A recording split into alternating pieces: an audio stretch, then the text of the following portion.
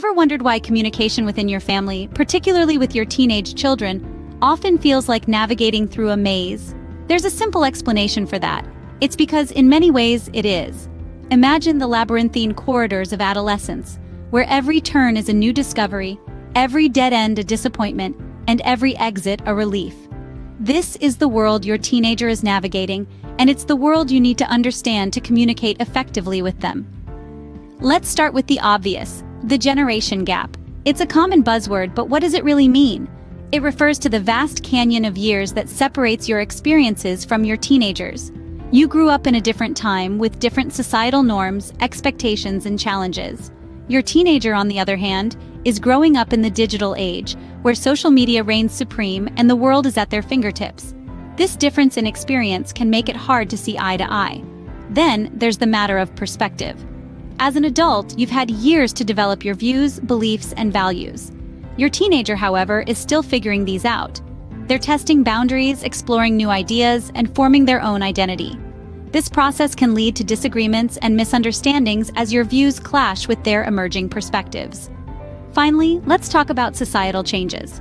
The world your teenager is growing up in is vastly different from the one you knew at their age. Issues like climate change, mental health awareness, social justice, and more are at the forefront of their world. These issues shape their thoughts, conversations, and actions in ways you might not fully understand. These challenges might seem daunting, but they're not insurmountable. The first step is recognizing them, and that's what we're doing today. By acknowledging these barriers, we can start to understand how to navigate them, and in turn, learn how to communicate more effectively with our teenagers. Understanding these challenges is the first step to bridge this communication gap. Let's delve deeper. Why do teenagers behave the way they do? Is it just hormones, or is there more to it? If you found yourself pondering these questions, you're not alone. The teenage years are a time of intense growth, not only physically, but emotionally and intellectually. So let's dive in. During adolescence, the brain undergoes significant development. Key areas, such as the prefrontal cortex, responsible for decision-making and impulse control, continue to mature. This development can sometimes be a roller coaster ride, leading to seemingly unpredictable behaviors and mood swings. Then, there are hormones, which can turn the calmest of teens into a bundle of nerves. The influx of hormones like testosterone and estrogen during puberty can cause emotional responses to be heightened.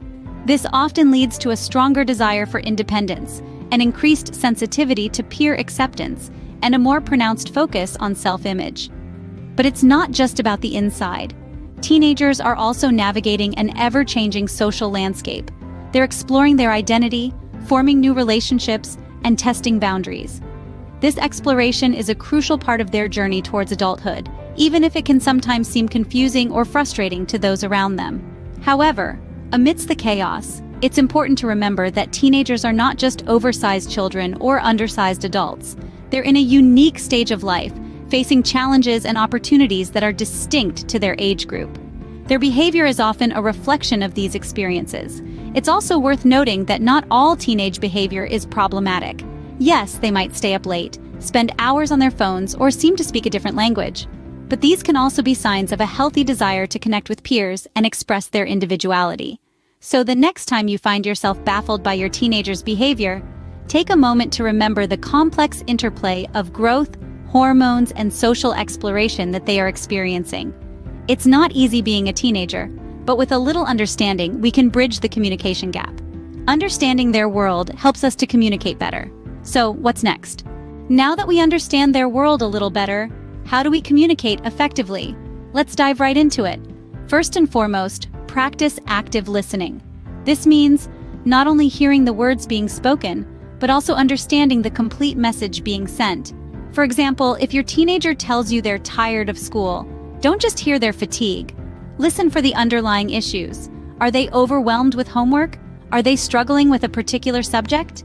Remember, it's not just about the words spoken, but the emotions and intentions behind them. Next, show empathy. Empathy is the ability to understand and share the feelings of others. It's like stepping into their shoes and viewing the world from their perspective.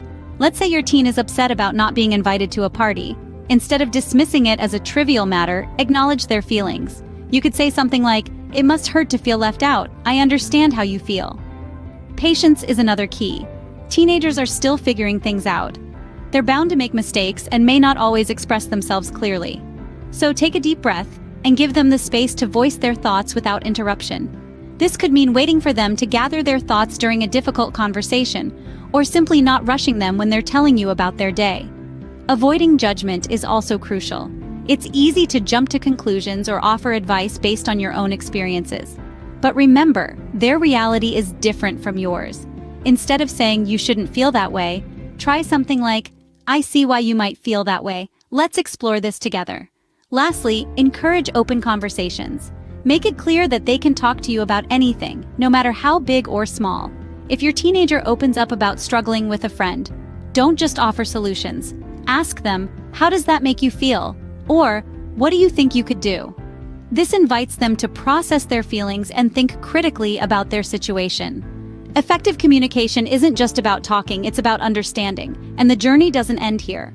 Communication is the foundation of a healthy relationship. How can we use it to nurture our relationship with our teens? Imagine your relationship with your teen as a garden.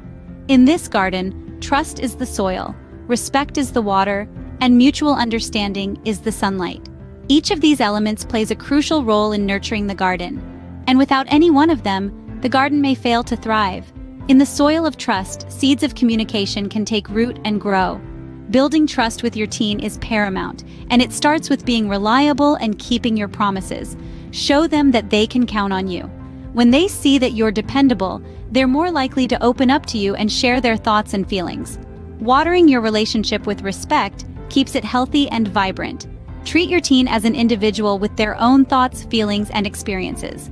Show them that you value their opinions, even when they differ from your own. Remember, respect is a two-way street. As you show respect to your teen, they learn to show respect to you and others. Now let's talk about the sunlight of mutual understanding. This is where empathetic listening comes in. Listen to understand, not to respond. When your teen talks, pay attention to their words, their tone, their body language. Ask open-ended questions to encourage them to share more. Show them that you're interested in their world. This fosters mutual understanding and strengthens your bond. Keep in mind that there will be storms. There will be disagreements and misunderstandings. But remember, storms provide the water needed for growth. Use these moments as opportunities to learn, to understand, and to grow together. So how do we use communication to nurture this garden? By building trust through reliability, fostering respect by valuing their individuality, and promoting mutual understanding through empathetic listening. It's about creating a safe space for open, honest dialogue. Nurturing a healthy relationship with our teens can be challenging, but it's definitely worth the effort. We've covered a lot today, but remember, every family and every teenager is unique. Just as every snowflake is different, so are the dynamics of each family and the individual personalities of each teenager. Our journey today has taken us through understanding the communication gap, decoding teenage behavior, practical tips for effective communication, and nurturing a healthy relationship with your teenager. We've delved into the complexities of the communication gap that exists between parents and teenagers. We've acknowledged that sometimes it feels like you're speaking different languages. But remember, understanding is the first step to bridging that gap. We've learned to decode the sometimes confusing behavior of teenagers. It's essential to remember that their brains are still developing, and they're navigating a world that is often as bewildering to them as their behavior might be to you. Compassion and patience are your allies here. Then, we explored practical tips for more effective communication. Active listening, open-ended questions, empathy, and respect are not just tools for a conversation with your teenager. They're the building blocks of a stronger relationship. Finally, we discussed how to nurture a healthy relationship with your teenager. This isn't about becoming their best friend, but about creating an environment where they feel safe, loved, and understood. It's about being their guide and support as they navigate the rocky road to adulthood. But remember, these are not one-size-fits-all solutions.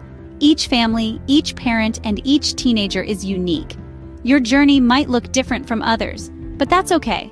Adapt these tips and insights to your personal circumstances and family dynamics. In this journey of communication, patience, understanding, and love are your compass. It's not always easy, but it's always worth it. If you found this video helpful, please give it a thumbs up, share it with other parents, and don't forget to subscribe to our channel for more insightful content. Remember, Communication is a journey, not a destination. Happy parenting.